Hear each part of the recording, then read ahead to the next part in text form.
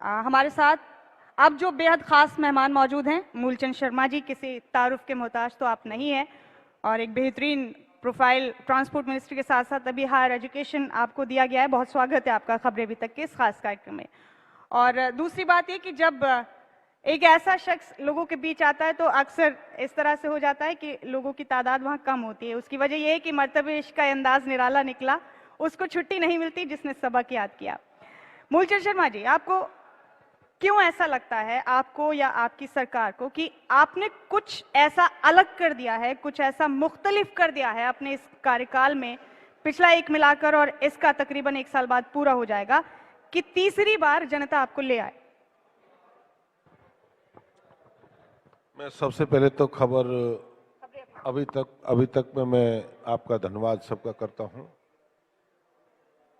इसलिए प्रदेश में तीसरी बार हमको वोट दें कि प्रदेश और केंद्र में जो काम हुए हैं और कल्पना से दूर हुए हैं, कभी कल्पना भी नहीं थी। मैं केंद्र से शुरुआत करूं या प्रदेश से इसकी शुरुआत करूं, एक हरियाणा, एक छोटा हरियाणा, जिस हरियाणा में प्रदेश के मुख्यमंत्री मनोहर लाल जी और देश के प्रधानमंत्री आदरणीय नरेंद्र मोदी जी बने हैं। आज लोग कहते हैं विकास की, आप हाईवेज गिनिए। मैं जींद में गया, आज जींद से 5 हाईवे निकलते हैं।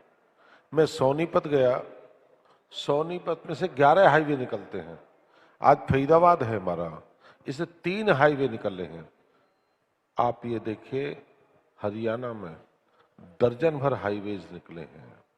और जहां 6-6 घंटे लगते थे, आप D152 से जब पंचकुला से चलेंगे, आप नारनौल, महेंद्रगढ़, आप 3.5 घंटे पहुंचेंगे। आप चंडीगढ़ से चलेंगे पलवल, आप 4.5 घंटे पहुंचेंगे। आप ये मान के चलिए कि जो हाईवे को जो जाल है पूरे हरियाणा में, पूरे देश की बात करूं,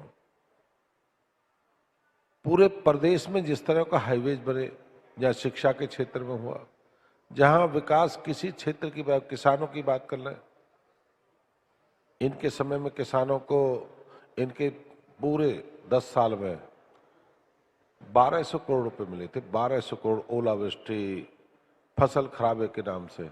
और प्रदेश के मुख्यमंत्री मनोहर लाल जी के नेतृत्व में 9 साल में 6000 करोड़ रुपए देने का काम किया है। आप जाके देखिए, किसानों की आज मान लो, आज किसानों के किसी भी किसान के पास मार्केट में कोई पेमेंट बाकी नहीं है। मैंने एक जिम्मेदार से पूछा, मैंने बाबा पेमेंट मिल गई? उसने कहा हाँ बेटा, मेरी पेमेंट आ चुकी, हमारा हिसाब हो चुका। मैंने फिर आड़ती को पूछा, मैंने कि आपकी पेमेंट आ चुकी सरकार से? लेकिन जी हमारी पेमेंट तो आ चुकी, हमने हिसाब भी कर दिया। पहले तो ये 2-2 महीने, 1-1 महीने लोग आड़ती के पास किसान कहता है ऊपर से शर्मा जी पेमेंट कराओ। मैं ये नहीं कह रहा हमने किया, हमने सुधार किया है, नीतियों में सुधार किया है।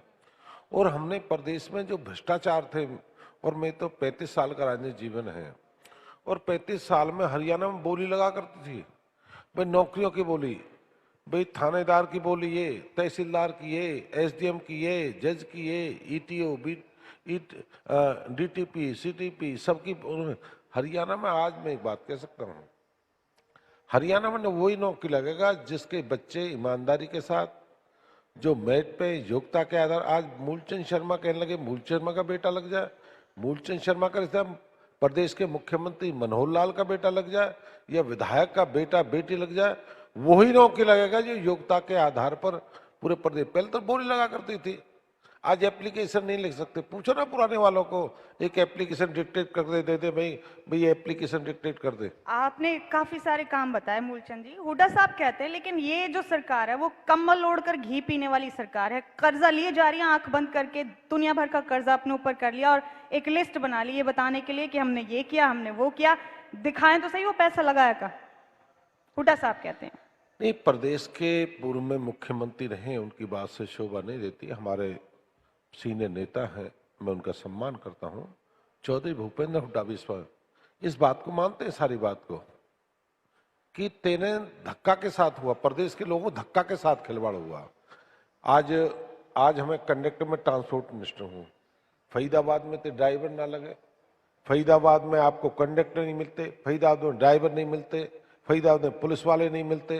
आज फरीदाबाद में कैसे भर्ती हो गए भाई, बताइए ना। आज गुड़गांव में अगर भर्ती नहीं है तो 3-4 जिलों के हुआ करते थे, अगर ट्रांसफर करते हैं तो आज हम ये कहते हैं अगर रोहतक वाले रोहतक रहे, सोनीपत वाले रहे, यहाँ पे हमें आज ये मान लो फरीदाबाद गुड़गांव में अगर कंडक्टर ड्राइवर की मैं रोडवेज की बात करूं, गिने चुने लोग मिलते हैं जिनकी पूर्ति नहीं हो। आज सबका साथ सबका विकास, ये पहली बार हरियाणा में हुआ, कभी कल्पना में नहीं थी। और कांग्रेस जो बात कहती है ना, इन्होंने तो जड़ों में तेल दिया, इन्हें तो भ्रष्टाचार की जड़ों में जो करा है। और कांग्रेस के मित्र ये बता दें कि आपने ईमानदारी से कौन सा काम किया है। हम पे तो कहते हैं जी ये कर दिया, फलाना हो गया, आज ये देखिए क्या नहीं किया। कांग्रेस और आईएनएलडी के पास आपके घोटालों की लिस्ट है, वो कहते हैं भ्रष्टाचार को पालने वाले ये हैं, वो लिस्ट लेकर घूमते देखो हैं। इन लोग की तो मैं बात करूंगा, उनकी तो बात छोड़िए, अपरम मार माया है। जो मैं पूर्व की इनकी बात में आपको जानकारी दूंगा कि हमने भ्रष्टाचार की जड़ों को खींचा है पॉपुलैंड से। जब भ्रष्टाचार कितना नीचे था, यहाँ पे तो नेट की डिग्री बिकती थी, यहाँ तो डॉक्टरों के टेस्ट की डिग्री बिकती थी। कौन थे रॉकेट। आज पुलिस ने 650 आदमियों की गिरफ्तारी करी है उन रैकेटों की, जो रैकेट चलाते थे पास कराने का, नौकरी लगाने का। वो कौन थे वो लोग, सारी जानकारी पुलिस ने, हमारी विजिलेंस ने पकड़े हैं उन लोगों को। वो रैकेट किसका था। आज हाई कोर्ट में जितनी भी भर्तियां हुई हैं सारी कब की हुई हैं, उनके समय की हुई हैं, सारी रद्द क्यों करा भाई। आपने ईमानदारी भर्ती नहीं, सब रिजेक्ट कर दी हाई कोर्ट ने। और हमारी एक भी भर्ती आप बता देना कोई हाई कोर्ट ने रद्द करी हो, बता। चौधरी साहब बता दें, चौधरी साहब ये कहते भाई कौन सी बीजेपी के समय, ये तो कहना आसान है, सब भ्रष्टाचार। हमने भ्रष्टाचार में पकड़ा, सेक्रेटरी को हमने पकड़ा। वो ये भी कहते हैं कि कई एसआईटी बनी है, घोटालों को एक भी रिपोर्ट सार्वजनिक नहीं किया आपने। नहीं आप करें ना, कौन मना करता है, करिए, खुली किताब है, खुला मंच है बीजेपी का। भाई किसी ने किया करे, अगर किसी ने किया है करे ना, किसी को मना थोड़ी किया है भाई, किसी को लगाम थोड़ी। जब हर चीज मन से कहते हैं, हर चीज मन से तो कह रहे हैं, कोई बात छुपी है उनसे, उस रिपोर्ट को पेश कर दें। पर ये बात माने ना, झूठ बोलने वाले के खिलाफ अगर किसी ने दायरा कर दिया, जवाब देना भारी हो जाएगा। अपनी ईमानदारी से लाएं पेपर, बताएं। अच्छा, अब एक और सवाल होने लगा सबका साथ सबका विकास का। अब ये भी आपने भी जिक्र किया, और अब तो ये एक पेट लाइन हो चुकी है भारतीय जनता पार्टी के लोगों की, तमाम नेताओं की भी। ये नारा कर्नाटक तक नहीं पहुंचा, वहां तक आवाज नहीं गई। नहीं, मेरा ही मानना है कर्नाटक में कांग्रेस की जीत हुई है, अब बड़ी जीत हुई। हम सम्मान करते हैं, हम बधाई देते हैं कि लोगों ने मत दिया है, भरोसा करना चाहिए। पर कांग्रेस से लेकर कर्नाटक हरियाणा से क्या मेल है। हरियाणा का तो अजब गजब है। हरियाणा की तो कहानी अलग है। हरियाणा तो लड़ाई का क्षेत्र रहा है, चाहे मुगलों का क्षेत्र रहा हो, कुरुक्षेत्र का रहे, ये तो सारा युद्ध करा है। साउथ के लोग तो हमेशा वहां तक तो हुआ भी नहीं। पर कर्नाटक से हरियाणा को मत जोड़िए। हरियाणा के लोगों ने जिस तरह जो हालत हुई है ना, हरियाणा के लोगों की, पढ़े लिखे बच्चे तो बाहर रहे, जो 45 और 55-56% है उनकी नौकरी लगी, 95-85% को नंबर नहीं मिले, वो डकराते रहे। आज पूछिए ना, जैसे गरीब का बेटा ईटीओ लगा, डीटीओ, मेरे बल्लौड विधानसभा मेरी, और मेरे सारे भारत के हरियाणा मात्र 20% है। मेरी बेटियां, बल्लौड की बेटियां, कभी एक नौकरी नहीं लगी हरियाणा सरकार में, एक भी। मुझे सुंदर सोलंकी कह रहा था, एक कागज दिखा रहा था, मूलचंद जी को पूछना कितने हैं। और मैं आपके मंच के माध्यम से कह रहा हूं, मेरे मंच पर तहसीलदार मैंने को नहीं लगाए, अपनी योग्यता पर मेरिट पर तहसीलदार लगे, योग्यता के आधार पर जेबीटी लगे। और जहां मैं 4th 8th फ्लोर बैठता हूं, वह 4 बच्चे बल्लौड के, कोई उत्तरांचल, कोई पूर्वांचल, कोई यूपी, कोई बिहार, वो बेटियां नौकरी कर रही हैं। कांग्रेस सरकार में बता दो कोई एक आदमी लगा हो। आज इंस्पेक्टर देखिए, आज 4-4 तहसीलदार देखिए।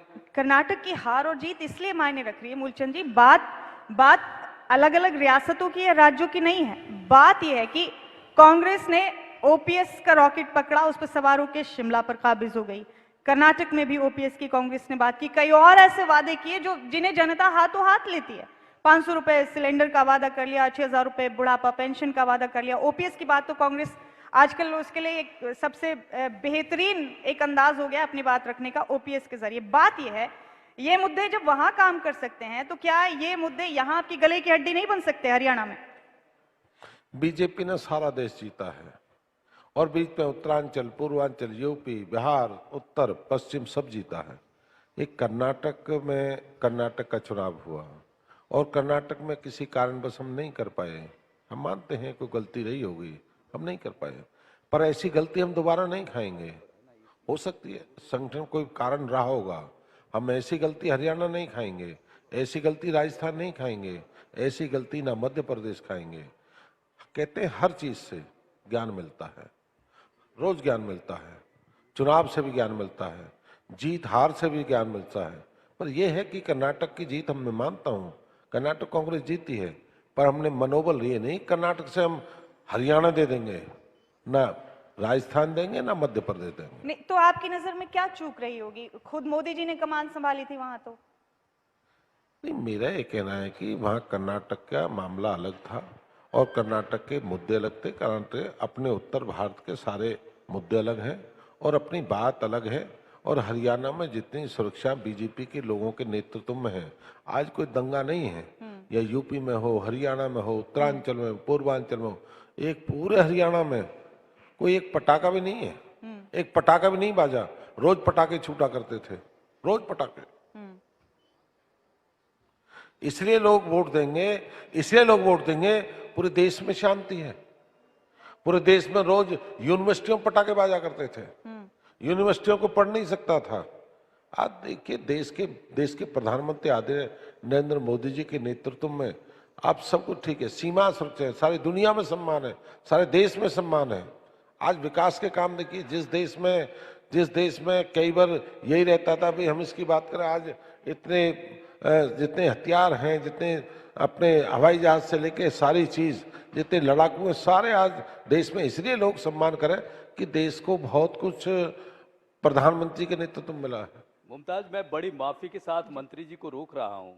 दरअसल मंत्री जी की जो ध्रुव विरोधी नेता हैं शारदा राठौर, बाकायदा ये चिट्ठी देकर गई हैं कि मंत्री जी आए तो उनसे जरूर पूछिएगा। सर, आपके लिए ये 2 सवाल उन्होंने दिए हैं कि मूलचंद शर्मा जी, आप ये बताइए कि आपने लोगों को 9 साल में कितना रोजगार दिया, पहला सवाल। दूसरा उनका सवाल ये है कि नगर निगम के 200 करोड़ के घोटाले में 182 करोड़ का घोटाला सिर्फ आपकी विधानसभा यानी बल्लभगढ़ में हुआ है। तो आप शारदा राठौर सुन रही होंगी, मैंने कहा कि मैं जरूर सवाल पूछूंगा, आप सुनिएगा जरूर। वो निश्चित रूप से सुन रही होंगी और पूरा प्रदेश भी सुन रहा है। मैं सुंदर सोमवंशी जी आपकी बात का जवाब देता, छोटी बहन ने दिया है। छोटी बहन का जमाना चला गया, वो चला गया, लद चुका। विकास का है, काम का है, झूठे नारे का नहीं है। और बल्लभगढ़ मैंने कहा था नौकरी, मैंने की विधानसभा में जाके देखिए, बल्लभगढ़ के लोगों को पूछिए, बल्लभगढ़ की कॉलोनी में एक जीरो भी नहीं लगता, एक नौकरी भी नहीं लगी। आज बल्लभगढ़ की हर कॉलोनी में आपको कैटेगरी सी में मिलेगा, डी में मिलेगा, तहसीलदार लगे हैं, इंस्पेक्टर लगे हैं, सब इंस्पेक्टर लगे हैं, टीचर लगे हैं, प्रिंसिपल लगे हैं। मैंने नहीं लगाए, योग्यता के आधार पर लगे। मेरी बहन को ये बताया, ग्रामीण आंचल के अलावा बिना इसके अलावा खर्ची पर्ची से लगा करते थे कांग्रेस में, ना अब खर्ची है ना पर्ची है। अति नौकरी पूरे प्रदेश में। आज बल्लभगढ़ की मानता हूँ हिस्सेदारी बल्लभगढ़ की आज नौकरी में है, और बल्लभगढ़ के लोगों का ये तो ऑन रिकॉर्ड है, जाके पता कर लीजिए, रिकॉर्ड ले लो भाई कितने बच्चे लगे हैं। बहन जी घूमती तो है, पता कर ले भाई गांव में, भाई लगाया कोई, बता देंगे हाथ उठा के। मुझे भी नहीं पता, मैं पूछता हूं जब लोगों को, भाई कोई लगा, वो कहते हैं हाँ जी लगा है हमारा। और जहां आपने कहा 187 करोड़, हाँ 182 करोड़ का आरोप लगाते हैं कि बल्लभगढ़ में हुआ है। मेरी बल्लभगढ़ में 160 करोड़ नगर निगम का काम हुआ है, 160, और 75 करोड़ का हुआ है इरिगेशन का काम। मैं आपको पूरी जानकारी देता हूँ। पीडब्ल्यू का हुआ है मेरी विधानसभा में 35 करोड़ का काम। शिक्षा का हुआ है 60 करोड़ का काम। मैं आपको सारे, पीडब्ल्यू का हुआ है 35 करोड़ का काम। मेरी बहन पे कौन सा हिसाब है? मेरी बहन जी कौन सी मुनीम बन गई? और दूसरा, जिनके कह रहे हैं मेरी बल्लौड़ ये तो हो सकता है कि मैंने कोई 10 किलोमीटर सड़क बननी, मैंने कह दिया भाई इसको और पूरा कर दो, जिसकी सरकार से अप्रूवल होनी चाहिए थी। ये तो हो सकता है भाई, मान लो कोई 500 मीटर रुकी, कोई 200 मीटर रुकी, भाई आप अप्रूवल ले लेना, इसको पूरा कर दो। काम हुआ है, प्लेटफार्म पे हुआ है, इतने का तो काम भी नहीं हुआ, घोटाला हो गया। अब दूध का दूध पानी इंक्वायरी तो हो रही है, भरोसा रखो ना, आप इंक्वायरी चल रही है, भरोसा रखिए। चलिए, उम्मीद है उनकी जो सवाल है उन्हें जवाब मिल गया होगा। बहन भी जरा रहे गवाही में, वहां जरा दूध का दूध पानी का पानी होगा। विश्वास रखें, भरोसा रखें, आरोप नहीं लगाना चाहिए, आरोप के इंजार करना चाहिए। काम किया है, काम करेंगे, बल्लौड़ के जन जन के लिए काम करेंगे।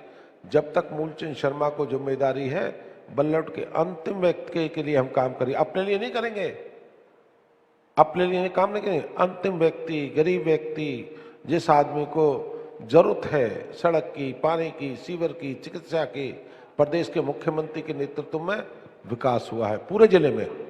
ठीक है, मुमताज जी कैरी ऑन प्लीज।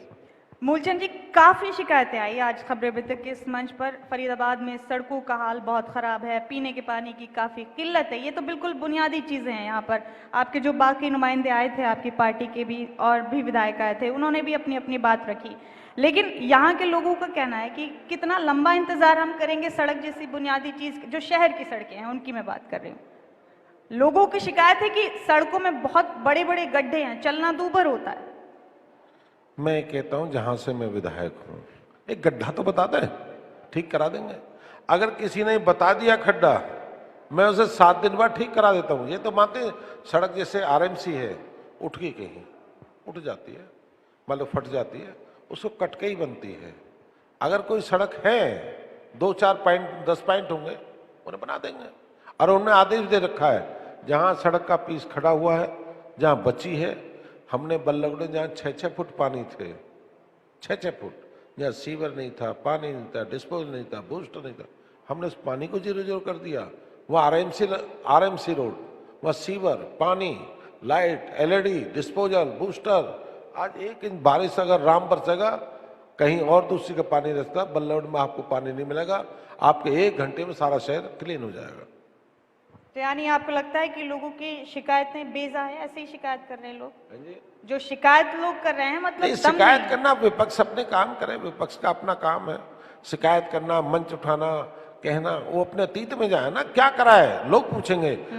अब आने वाला चुनाव 1 साल के बाद लोग बता देंगे, लोग पूछेंगे तुमने क्या किया, इन्होंने क्या किया। जिनने किया है तो दे देंगे, नहीं देंगे तो बता देंगे। ये तो खैर विपक्ष के सवाल नहीं थे, ये तो यहाँ की जनता के सवाल थे। विपक्ष की आपने बात की है, तो हुड्डा साहब जब अपने काम यहाँ से वहां तक सारे गिनवाते हैं, वो कहते हैं ये सरकार 1 इंच भी मेट्रो की लाइन बता दे कहीं से कहीं बढ़ाई हो, तो एक कोई मेडिकल कॉलेज बता दे कहीं से कोई खुलवाया हो, कोई प्लांट लगाया हो।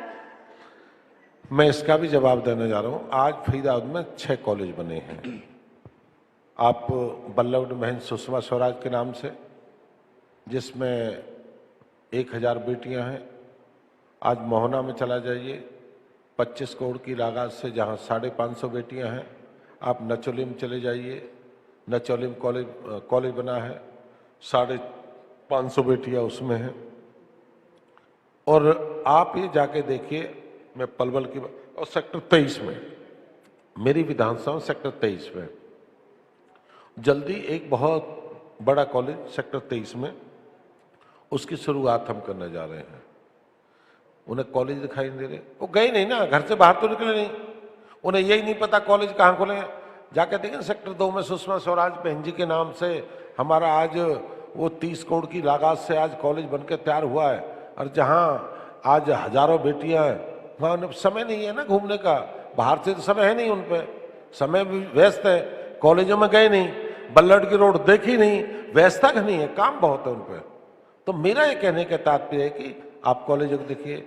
जहाँ उन्होंने कहा स्कूल, बल्लौड़ में 12.5 करोड़ की लागत है, अम्बेडकर चौक पे बॉयज स्कूल। जाके 3 सेक्टर में 11.5 करोड़ की लागत है, वो स्कूल। सेक्टर बल्लौड़ में एक लड़कियों का कॉलेज तोड़ के 16 करोड़ की लागत से वो स्कूल बन के तैयार हो रहा। मतलब उनको बन चुके हैं, उनको पता तो है नहीं क्या हो रहा है। क्या सत्ता के नशा से ही नहीं निकले, अभी सत्ता में घूमे हुए हैं, पूरब में सत्ता में। आपने नौकरियों की भी बात की, आपने रोजगार की भी बात की।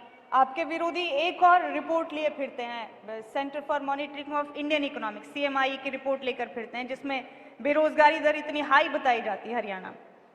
नहीं, मैंने कहा है कि आपने जितने मान लीजिए जब बेरोजगारी की बात कर रहे हैं, जहां आपने हमें कौशल विकास से भी कर रहे हैं, और हम अगर टेम्परेरी कौशल विकास से लेते हैं, पहले क्या होता था, कौशल विकास को लोग कहते हैं जी कौशल विकास का आपने मुद्दा दिया, कौशल विकास पे मान लो मैं वजीर हूँ, मैं अपनी ट्रांसपोर्ट में पूरे हरियाणा में फीदाद के बच्चे लगा दूंगा। आज ऐसा नहीं है। अगर आपके प्रदेश में एक्साइज टैक्सेशन है या मार्केटिंग बोर्ड है या ट्रांसपोर्ट है, फरीदाबाद के बच्चे लगेंगे जो फरीदाबाद में रहते हैं। अगर फरीदाबाद में नहीं है फिर आपके गुड़गांव के आएंगे, नजदीक पलवल के आएंगे। अगर पलवल में भी नहीं है और गुड़गांव नहीं है फिर आपके झज्जर के आएंगे, फिर रेवाड़ी के आएंगे। सबसे पहले प्रायोरिटी जो 20 नंबर की दी है उस जिले के लोगों को दी है, जिले के बच्चों के लिए दी है। आप ये बेरोजगारी की बात उन्हें मानते नहीं है। पहले ठेकेदार क्या कर, वो ये दावा खुद नहीं कर रहे सर, CMI की रिपोर्ट हाथ में लेकर वो दावा करते हैं कि बेरोजगारी में नंबर 1 है हरियाणा। नहीं, बेरोजगारी में नंबर उनके कहने से है। CMI की रिपोर्ट कोट करते हैं सर। नहीं, मेरे क्या TMI की रिपोर्ट है जो हमने नौकरियां प्रदेश में देश में दी हैं। हरियाणा NCR का इलाका है और सबसे ज्यादा NCR गुड़गांव फरीदाबाद में सबसे ज्यादा पॉपुलर सारा भारत है और रोज आते हैं, कोई फिक्स नहीं है स्टेट। इस स्टेट में तो रोज एक ट्रेन गुड़गांव फरीदाबाद में रोज लोग आते हैं। अब 2 ट्रेन इतना बड़ा फरीदाबाद चला गया यमुना के किनारे तक, लोग आ रहे हैं रोजी रोटी के लिए आ रहे हैं, कोई मजदूरी के लिए आ रहा है। हरियाणा में इसलिए लोग आ रहे हैं कि शायद हरियाणा में और दाम लग जाए, हरियाणा में काम मिल जाए, कि लोगों की अपनी सोच है। रिपोर्ट क्या है कि हरियाणा आज सबसे ज्यादा प्रेशर है। हरियाणा में, दिल्ली में इतना प्रेशर नहीं है जितना गुड़गांव, फरीदाबाद, सोनीपत, झज्जर सबसे ज्यादा प्रेशर है। ठीक है, आप एक बहुत बेहतरीन प्रोफाइल होल्ड करते हैं सर, हरियाणा में हायर एजुकेशन का प्रोफाइल भी आप होल्ड करते हैं। एक बहुत बेहतरीन मुहिम भी आप लोगों ने शुरू की थी, आपकी सरकार ने, बेटी बचाओ बेटी पढ़ाओ करके। और आपको मालूम ही होगा कि हरियाणा की बेटियां जंतर मंतर पर भी बैठी हैं। आपको मालूम होगा इंसाफ के लिए एक बताइए भैया।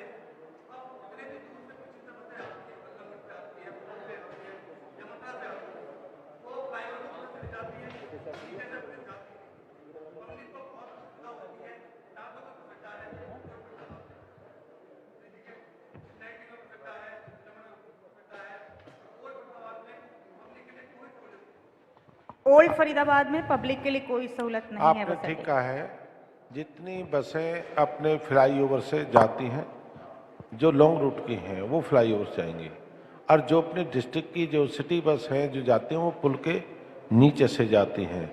जैसे मैं दिल्ली आगरा या अपना पलवल टू चंडीगढ़, ये बसें जो बड़ी लॉन्ग रूट की हैं ये ऊपर जाती हैं। और हमने ये कहा है जितनी लोकल बस है सारी फ्लाईओवर का यूज ना करें, सर्विस रोड का लाभ लें जिससे सवारियों को लाभ मिले। और कोई इस तरह की जानकारी उस हम कार्रवाई करेंगे। आपने जानकारी दी है, कोई इस तरह का ट्रांसपोर्ट में करते हैं उसकी हम कार्रवाई करेंगे। कोई इस तरह की हो मेरे फोन पर भेजना, इस तरह की हम कार्रवाई करेंगे इसके खिलाफ।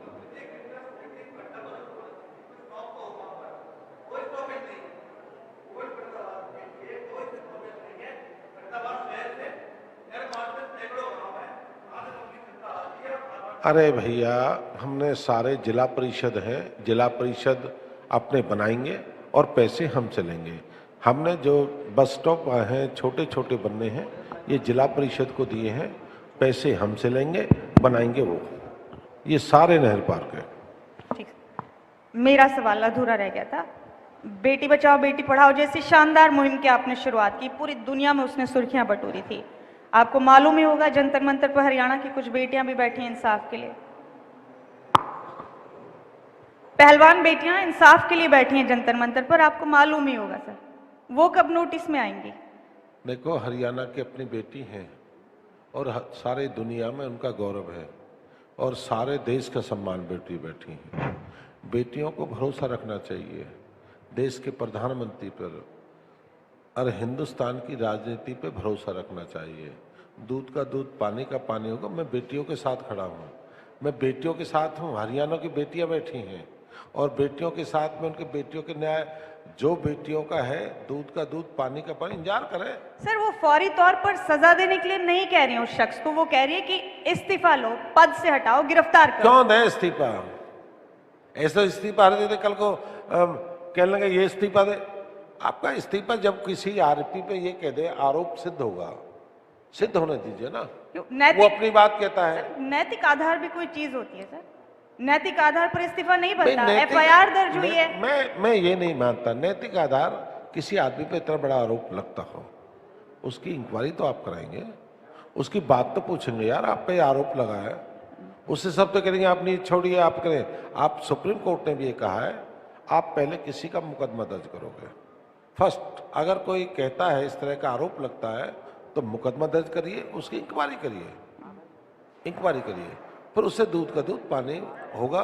भाई ये सत्य है या सत्य। लेकिन जब तक घोटाला सिद्ध ना हो तब उन आरोपियों को गिरफ्तार किया जा सकता है। आम आदमी पार्टी के 2 मंत्री इसी तरह से जेल में है ना, वो भी आरोप सिद्ध नहीं हुए अभी। मेरा ये मानना नहीं है, मैं इस बात के पक्ष में नहीं हूँ। मेरा अपना है कि क्या है क्या नहीं है।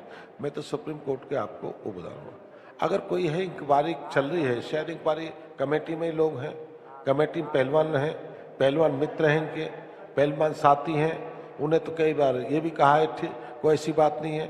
इनकी कमेटी तय करेगी, कमेटी में जो इनके खिलाड़ी हैं वो भी तो मेंबर हैं। चलिए, क्योंकि आपकी पार्टी के नेता हैं इसलिए आप में से कोई तसल्ली देने भी नहीं पहुंचा वहां। नहीं, मैं क्या पहुंचो, गए सब, कोई भी नहीं पहुंचा सर। नहीं, मेरा क्या है कि संगठन के लोग गए हैं।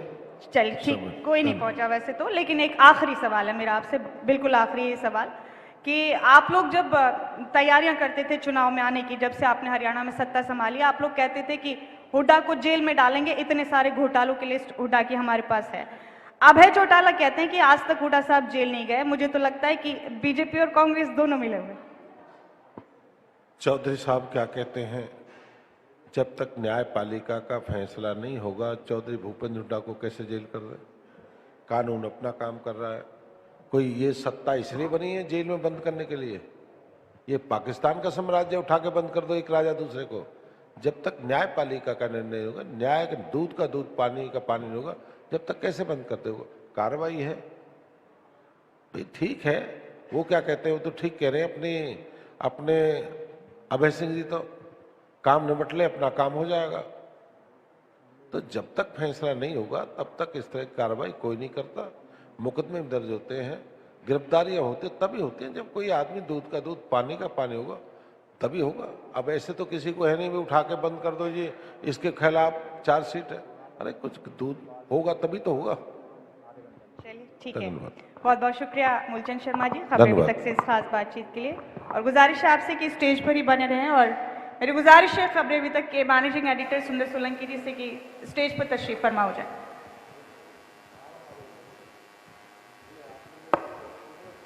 तो देखिए, खास पल है, जोरदार तालियां यहाँ पर होनी चाहिए। और इसकी वजह ये है क्योंकि हरियाणा को लेकर यहाँ पर चर्चा हुई और इस खास पल को और यादगार बनाने के लिए यहाँ पर स्मृति चिन्ह भी भेंट किया जा रहा है।